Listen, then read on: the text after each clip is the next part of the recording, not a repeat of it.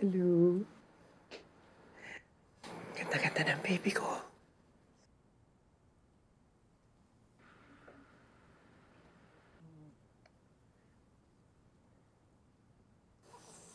Baby, gising na si Mama. Gising na, Mami mo.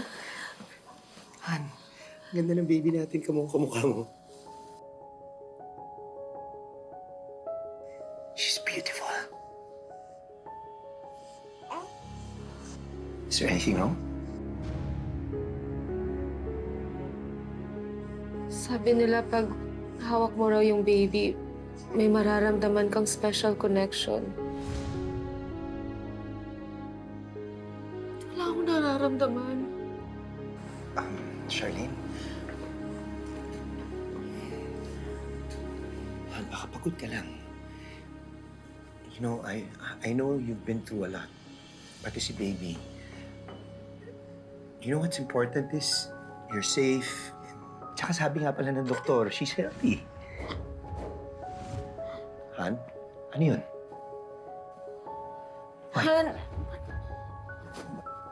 Charlene, bakit? Han, asan na yung ano? Yung alin? Asan na yung lunal niya? Alam kong may nakita kong lunal dito. Luna? Oo. Asan na? Ba't nawala? Parang wala naman nung nakita. Sigurado ka ba? Sabi ng rescue team, wala ka daw malay nung natagpuan ka dun sa working room. Di naman kaya na-confuse ka lang? Alam mo, malakas din kasi yung lindol eh. Marami rin naging damage dun sa kulungan.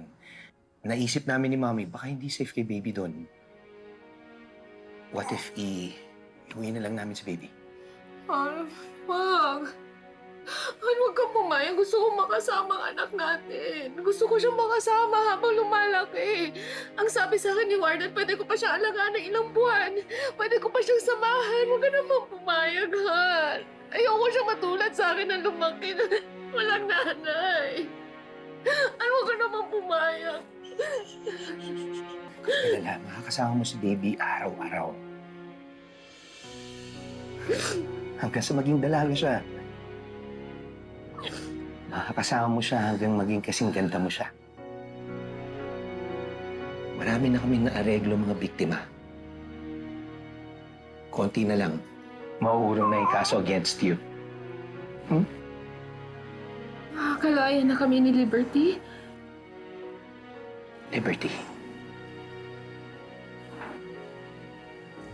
Is that the name of our daughter? Liberty.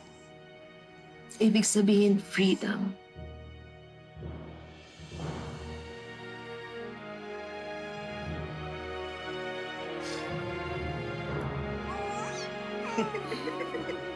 So beautiful.